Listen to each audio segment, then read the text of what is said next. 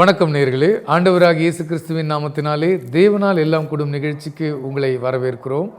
இயேசு கிறிஸ்து அன்பைத்தான் போதித்திருக்கிறார்.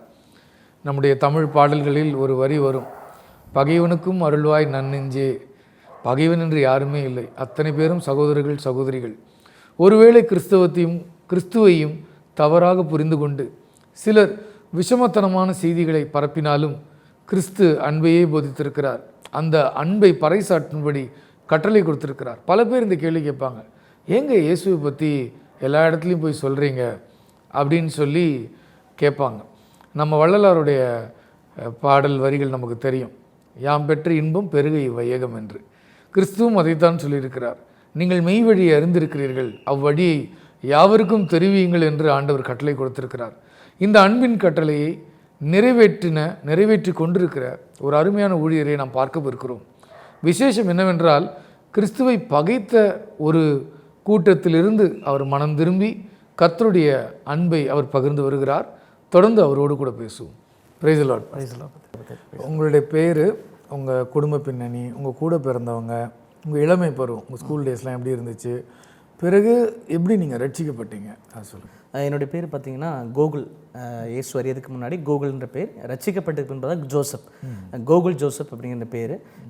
பல்லடம் பகுதியில் திருப்பூர் மாவட்டத்தில் ஒரு திருச்சபைக்கு ஒரு போதகராக நான் இருக்கிறேன். என்னுடைய மனைவி, என்னுடைய தகப்பன் தாய், என்னுடைய தங்கச்சி ஒருத்தங்க இருக்கிறாங்க. நாங்கள் இணைந்து அந்த இடத்துல கர்த்தருடைய ஊழியத்தை செஞ்சு கொண்டு இருக்கிறோம். ஆசீர்வாத ஏதேன் திருச்சபைங்கிற ஒரு திருச்சபையின் போதகராக நான் இருக்கிறேன். கர்த்தருடைய பெரிதான கிருபையினால இன்றைக்கி நம்ம சபையில் ஒரு 100 விசுவாசிகள் வந்துட்டு இருக்கிறாங்க. என்னுடைய இளமை பருவம், என்னுடைய இயேசு அறிவருக்கு முன்னாடி அப்படின்னா, நான் பிறப்பால் ஒரு கிறிஸ்தவ குடும்பத்தில் பிறக்கலை. ஒரு இந்து குடும்பத்தில், இயேசுவை அறியாத ஒரு குடும்பத்தில் பிறந்தேன். அது சாதாரண ஒரு குடும்பம் கிடையாது, ஒரு பூசாரி குடும்பம், ஒரு பெருமாள் கோயில் பூசாரி. என்னுடைய குடும்பத்துடைய பின்னணியெல்லாம் மதுரை பகுதியில். அந்த பகுதியில் தான் பார்த்தீங்கன்னா சொந்த கோயில்கள் இன்றும் இருக்கிறது. அதில் பூசாரி குடும்பம், என்னோட தாத்தா தாத்தாலாம் அந்த வேலை வச்சு ஆடுவது, அந்த அருவாள் மேலே நடக்கிறது. ஸோ அந்த மாதிரி நிறையா காரியங்களை பண்ணி தான் நாங்கள் வந்து ஒரு வைராக்கியத்தில், அந்த கிறிஸ்டின்னாவே எங்களுக்கு தெரியாது, இயேசுங்கிற ஒரு பேர் நாங்கள் கேள்விப்பட்டதே கிடையாது. என்னுடைய வீடெல்லாம் பார்த்தீங்கன்னா, அந்த வீடு உள்ள ஒரு ரூம் தனியாகவே இருக்கும், சாமி அறைன்னு சொல்லி. அந்த வீட்டில் கிட்டத்தட்ட ஒரு 200 ஃபோட்டோவாச்சும் இருக்கும், அந்த ஒரு அறைக்குள்ளே மாத்திரமே. அந்த அறைக்குள்ளே மட்டுமே எத்தனையோ தெய்வத்துடைய ஃபோட்டோகள் நான் வச்சுருப்போம். அப்படிப்பட்ட ஒரு பின்னணியிலிருந்து தான் நாங்கள் வந்து இன்றைக்கி ஆண்டவரை ஏற்றிருக்கிறோம். அது மட்டும் இல்லாமல், எப்படி நான் ஆண்டவரை ஏற்றுக்கொண்டேன் அப்படின்னா, முதல்ல என்னுடைய தகப்பன் தாய் எல்லாருமே ரொம்ப கஷ்டப்படுறவங்க. ஆக்சுவலாக எங்களோட வீடுங்கிறது வந்து ஒரு 30 லைன் வீடு. அந்த 30 லைன் வீட்டுக்கு ஒரே ஒரு பாத்ரூம் தான். ஆமாம், ஒரே ஒரு பாத்ரூம். அந்த ஒரே ஒரு பாத்ரூம் எங்கள் வீட்டு ஆப்போசிட்டில் தான் இருக்கும். அதுவும் பெரிய வீடு கிடையாது, ஒரு சின்ன வீடு.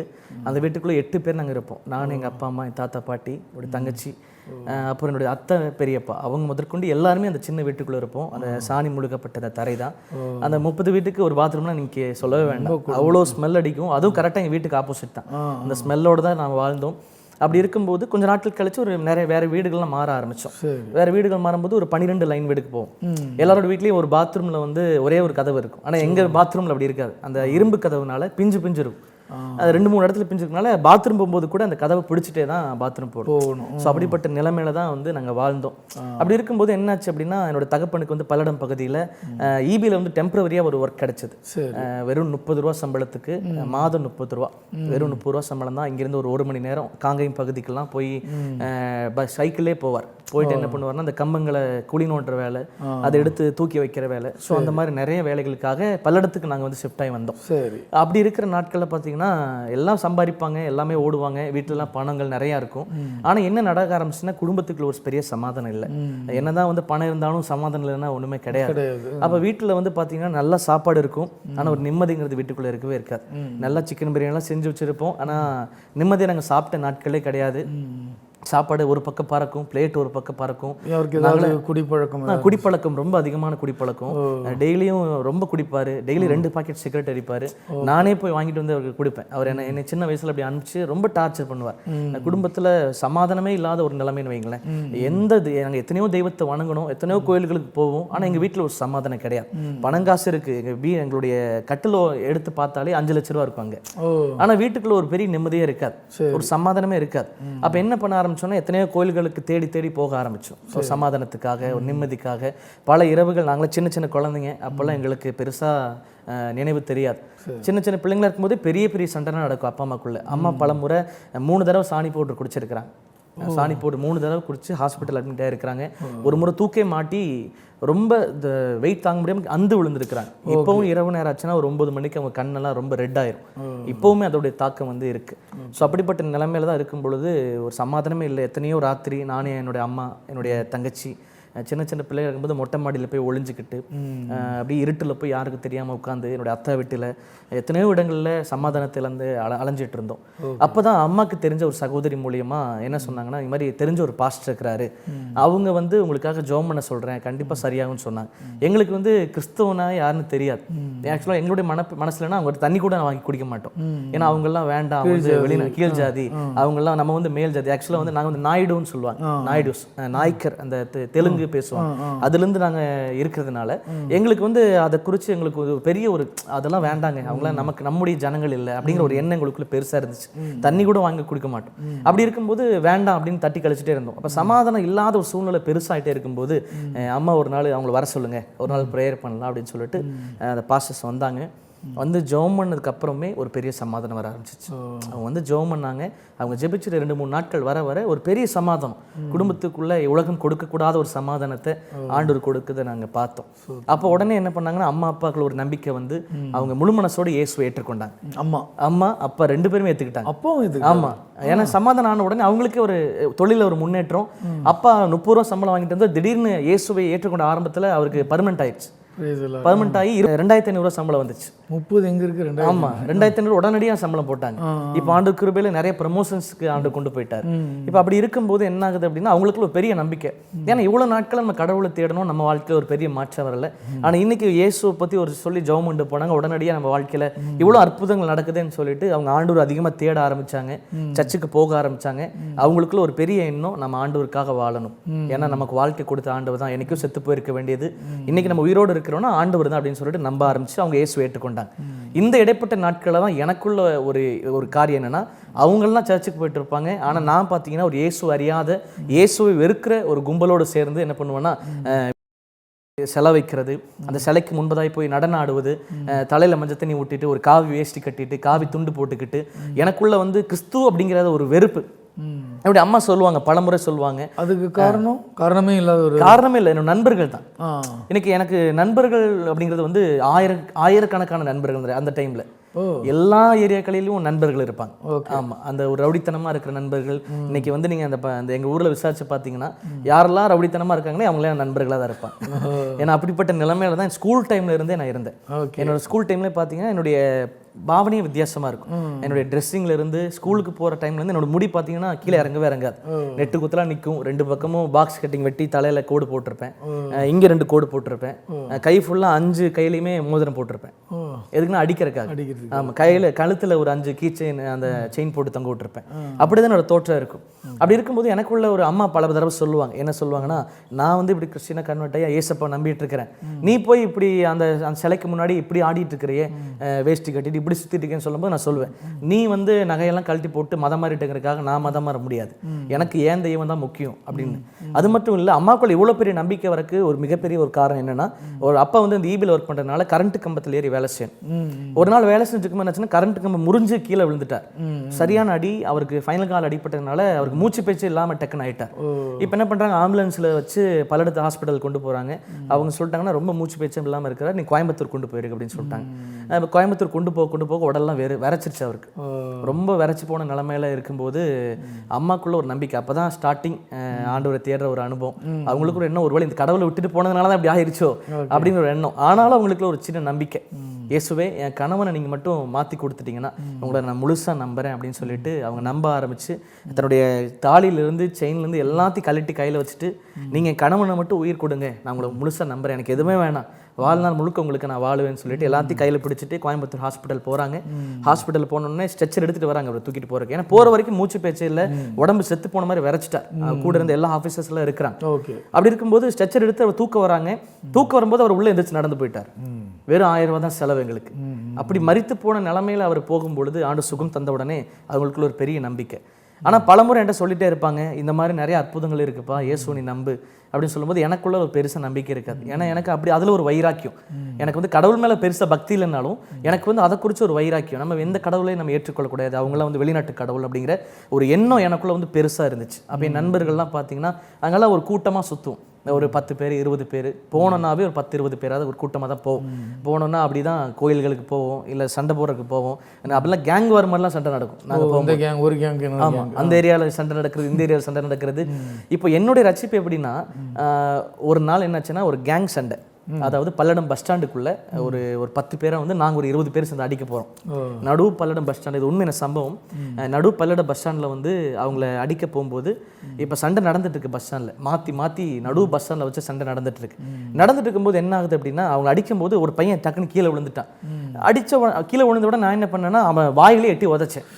எட்டி உதைச்ச உடனே அவன் பல்லு உடஞ்சிருச்சு. அந்த பல்லு வந்து என் காலில் வந்து பயங்கரமாக குத்தி பயங்கரமாக ரத்தம் வர ஆரம்பிச்சிச்சு. எனக்கு இப்போ வரைக்கும் அந்த தழும்பு இருக்கு. அது என்ன ஆக ஆரம்பிச்சு, நாள்பட நாட்கள் அப்படியே ரொம்ப வீங்க ஆரம்பிச்சிச்சு. வீங்கி சீல் கட்டி ஹாஸ்பிட்டலில் போகிறதுனால செப்டிக் ஆயிடுச்சு. இப்போ இந்த பிரச்சனை நடக்கிறதுக்கான காரணம் என்னன்னா, இந்த பையனை அடிச்ச உடனே அவன் வந்து ஒரு வேற்று மதத்தை சார்ந்த ஒரு பையன்.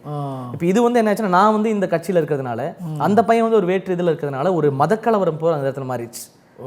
அடுத்து அவங்களுடைய ஃபங்க்ஷன் வரும்போது ஒரு 50 பேர் கூடி இவன் கையை காலை உடைச்சே ஆகணும்னு நிற்கிறாங்க. ஒரு 50 பேர் கூடி வந்து எனக்குள்ள ஒரு பயம், என்னதான் வந்து நம்ம சண்டை போட்டாலும் ஃப்ரெண்ட்ஸ் சப்போர்ட்டா இருந்தாலும் வீட்டுக்கு போகும்போது நம்ம தனியாக போய் ஒரு 50 பேர் வீட்டுக்கு வந்துட்டாங்கன்னு என்ன பண்றது? கரெக்ட். அப்போ எனக்குள்ள ஒரு பெரிய பயம், அவங்களுக்கு யார் ஆளுன்னு தெரியும், எல்லாமே தெரியும். அது அந்த பிரச்சனைலாம் நடந்துட்டு இருக்கும்போது ஒரு 3 நாட்களில் வந்து அந்த நான் சொன்னேன் இல்லையா, அந்த குறிப்பிட்ட கட்சி இருக்க அந்த ஆஃபீஸில் வந்து ஃபைசல் பேசுகிறாங்க, இந்த மாதிரி இப்படிலாம் நடக்காதுப்பா, இப்படிலாம் இது விட்டுருங்க, இந்த பிரச்சனை இதோட விட்டுருங்க, இனிமேல் நீங்கள் பண்ணீங்கன்னா அப்படி. இந்த பிரச்சனை நடக்கவே மாற்றி ஏரியாக்குள்ள சண்டை நடக்குது. இவங்களுக்குள்ள அந்த சண்டை மாற்றி அடிச்சுக்கிறாங்க. இப்போ ஒரு 3 நாட்கள் ஃபைசல் பேசி பார்த்ததுக்கு அப்புறமும் ஒரு பெரிய சமாதானம் வர மாதிரி தெரில. அப்படி சொல்லும்போது தான் அந்த கட்சியில் இருக்க ஒரு முக்கிய பொறுப்பில் இருக்கிறவங்க என்ன சொல்கிறாங்கன்னா, நீ வந்து கொஞ்சம் நாட்கள் வந்து இங்கே ஒளிஞ்சிருன்னு சொன்ன உடனே என் காலெல்லாம் வீங்கி கிடக்குது செப்டிக்காகி. அந்த நிலைமையில நான் வீட்டுக்கு போகிறேன். வீட்டுக்கு போன உடனே அப்படியே கவலையோடு படுத்திருக்கேன், எங்கே போகிறோம், எங்கே போய் ஒளிஞ்சுக்க போகிறோன்னு தெரியலன்னு சொல்லும்போது டிவியில் ஒரு நியூஸ் வருது, நாலுமாவடியில் இயேசு விடுவிக்கிறார்ல ஒரு பைபிள் காலேஜ் வந்து துவங்குறாங்க அப்படின்னு. அந்த நியூஸ் அம்மா சத்தியம் சேனல் அதிகமாக பார்ப்பாங்க. அந்த சேனல் பார்க்கும்போது அதில் நியூஸ் வருது, நாலுமாவடியில் பைபிள் காலேஜ் துவங்குறாங்க அப்படின்னு. அம்மா வந்து சொல்லிட்டே இருப்பாங்க, நீ வந்து கொஞ்ச நாள் அங்கே போப்பான்னு. எனக்குள்ள திடீர்னு வந்து அம்மா சொல்கிறாங்க, இந்த மாதிரி பைபிள் காலேஜ் வந்து அங்கே ஸ்டார்ட் பண்ண போகிறாங்க, நீ இப்போ எங்கே போய் படி, நீ வந்து ஏற்றுக்கலன்னா பரவாயில்ல, நீ கொஞ்ச நாள் போய் அங்கே தங்கு, ஏன்னா இந்த பிரச்சனைலாம் நடக்கிறதுனால கொஞ்ச நாள் போய் அங்கே இரு அப்படின்னு சொன்னாங்க. எனக்குள்ள ஒரு என்ன அப்படின்னா, சரி எப்படி இருந்தாலும் ஒரு மாதம் தங்க போகிறோம், அதுக்கு நம்ம அங்கே போய் என்ன பண்ணலாம், ஒளிஞ்சுக்கலாம். எல்லாரும் பைபிள் காலேஜ் படிக்கிறதுக்கு கத்துக்கிறதுக்கு போவாங்க. ஆனா நான் ஒளிஞ்சுக்கிறதுக்காக பைபிள் உயிருக்கு பயந்து அங்கே உயிருக்கு பயந்து பயத்துல தான் அந்த பைபிள் காலேஜ் போனோம். நைட்டோட நைட்டா பேக் பண்ணிட்டாங்க, ஏன்னா வேற விட்டா அப்படி வரமாட்டான்னு சொல்லி நைட்டோட நைட்டா கூட்டிட்டு போறாங்க. கால்லாம் அப்படி ரொம்ப சீப்பிடிச்சு பஸ்ல போனதுனால பயங்கரமா வீங்கிருச்சு, காலை கீழே வைக்க முடியல. அப்படிப்பட்ட நிலைமையில தான் நான் பைபிள் காலேஜுக்குள்ள போறேன். உள்ள நாலுமாவடியில் இறங்கின உடனே எனக்கு என்ன தோணுச்சுன்னா, நான் வந்து டிவிலாம் பார்த்துருக்கேன், அந்த ஆசீர்வாதம் டிவி பார்க்கும்போதுலாம் நிறைய பெரிய கிரவுண்டாக இருக்கும். ஸோ பக்கத்தில் ஏதாச்சும் காலேஜ் மாதிரி இருக்கும் போல நினச்சேன். அங்கே போய் பார்த்தா ஒரு பிரம்மாண்டமான ஒரு பெரிய பில்டிங் இருக்குது. உள்ளே போகிறேன். உள்ளே போன உடனே டீன் அந்த காலேஜோடைய, அவர் உண்மையாகவே என்னுடைய ஆவிக்குரிய தகப்பன். அவருடைய விசுவாசம் தான் இன்னைக்கு என்னை நிலைக்க வச்சிருக்கு. அவர் உள்ளே பார்த்த உடனே என்னை பார்த்துட்டு மேலே கீழே பார்க்குறேன். என்னோட தோற்றமே வித்தியாசமாக இருக்கும். நல்லா தாடி வளர்த்துருப்பேன், கிருதால 4 கோடு போட்டிருப்பேன், இங்கே கோடு போட்டிருப்பேன், டிராகன் கீச்சை நிறையா போட்டிருப்பேன். அதுவும் இல்லாமல் கை ஃபுல்லாக 5 விரலையும் மோதிரம் போட்டிருப்பேன். ஏன்னா மற்றவன் அடிக்கும்போது அப்போ தான் வந்து பாதிப்படைகிறதுக்காக 5 விரலையும் மோதிரம் இருக்கும். என்னை பார்த்த உடனே மேலேயும் கீழே பார்த்தார். என்னுடைய அம்மாவை கேட்டு எதுக்குமா வந்திருக்கிறீங்கன்னு கேட்டார். பைபிள் காலேஜில் ஜாயின் பண்ணுறேன். அவர் ஒரு 5 நிமிஷம் யோசிச்சுட்டு அப்படியாம்மா சரி உட்காருங்கன்னு சொல்லிட்டு அட்மிஷன்லாம் போட்டாங்க. அந்த பைபிள் காலேஜ்லையும் என்னை விட்டுட்டு போயிட்டாங்க. இப்போ என்ன நடக்க ஆரம்பிக்குது அப்படின்னா, அந்த பைபிள் காலேஜுக்குள்ளே இருக்கிறேன், ஆனால் நான் அதே பாவத்தை நான் செய்கிறேன். பாவம்னா சாதாரணமான பாவம் இல்லை, குடி. பைபிள் காலேஜ்லேருந்து யாருக்கும் தெரியக்கூடாதுன்னு ஒரு 5 கிலோமீட்டர் ட்ராவல் பண்ணி போய் அங்கே போய் குடிப்பேன், அங்கே போய் சிகரெட் அடிப்பேன், அங்கே போய் தவறான பாவ பழக்க வழக்கங்கள் என் வாழ்க்கையில் இருக்கும். அப்படியே கொஞ்சம் நாட்கள் போக போக அங்கே பிரச்சனைகளும் ஒரு பக்கம் பெருசாக போயிட்டே இருக்கு. இப்படி நடக்க நடக்க நான் அப்படியே கொஞ்சம் நாட்கள் வீட்டுக்கே போகாமல் அப்படியே மறைஞ்சிருக்கிறேன். எப்படியே பார்த்தீங்கன்னா ஒரு வருஷம் ஆயிடுச்சு. அந்த பைபிள் காலேஜுக்குலாம் நான் பைபிள் ஆண்டவர் பற்றி எனக்கு சுத்தமாக தெரியாது. இயேசுங்கிற பேரே எனக்கு பிடிக்கவே பிடிக்காது. ஆனால் என்னென்னமோ நடக்கும், என்னென்னமோ பேசுவாங்க, எனக்கு அந்நிய பாஷைனா என்னன்னு தெரியாது. ஆனால் நிறைய வார்த்தைகள் சொல்லி அவங்க ப்ரேயர் பண்ணும்போது எனக்கு சுத்தமாக அது புரியவே புரியாது. என்னோட நண்பர்கள்லாம் வந்து என்னை வற்புறுத்திட்டே இருப்பாங்க, வாப்பா மேலே ப்ரேயருக்கு போகலாம். ஏன்னா எங்களுடைய பைபிள் காலேஜ் கீழே இருக்கும், மேலே வந்து தேவனுடைய கூடாரம், அந்த கூடாரம் இருக்கும். அவங்க டெய்லி நைட்டு ஒரு 9 to 10 மணி வரைக்கும் ப்ரேயர் பண்ண போவாங்க. அவங்க வந்து அடிக்கடி என்னை வந்து சொல்லுவாங்க, நீ வந்து சும்மா வச்சு கூட நில்லு, நீ சும்மா வச்சு என் கூட வா அப்படின்னு சொன்ன உடனே ரொம்ப டார்ச்சர் பண்ணுவாங்க. அந்த ஒரு வருஷம் என்னை கூப்பிட்டே இருந்தாங்க, நான் போவே இல்லை. 2வது வருஷம் ஸ்டார்ட் பண்ணும்போது எனக்குள்ள ஒரு எண்ணம் வந்துச்சு, சரி கூப்பிட்றாங்களே, சரி சும்மா தான் போய் நம்ம நிற்கலாம் அப்படின்னு சொல்லி போய் அவங்க கூட போவேன். போன முத நாள் என்னாச்சு அப்படின்னா, அவங்க என்னென்னமோ பேச ஆரம்பிக்கிறாங்க, ஜெபிக்க ஆரம்பிக்கிறாங்க, என்னென்னமோ அந்நிய பாஷையில் உளர ஆரம்பிக்கிறாங்க. நான் மனசுக்குள்ளே உள்ள சிரிச்சிட்டு இருக்கிறேன். அவங்க பேசி ஜெபிக்க எனக்கு சிரிப்பு தான் வருது. அப்படி சிரிச்சிட்டு இருக்கும்போது என்ன ஆகுது அப்படின்னா, கொஞ்சம் நாட்கள் அவங்க கூட போக போக போக எனக்குள்ள ஒரு எண்ணம் வந்துச்சு. என்ன அப்படின்னா, ஒரு டைரி வாங்கி பாட்டை வந்து நம்ம என்ன பண்ணணும், அவங்க பாடுற பாடலாம் எனக்கு ரொம்ப பிடிச்சிருச்சு.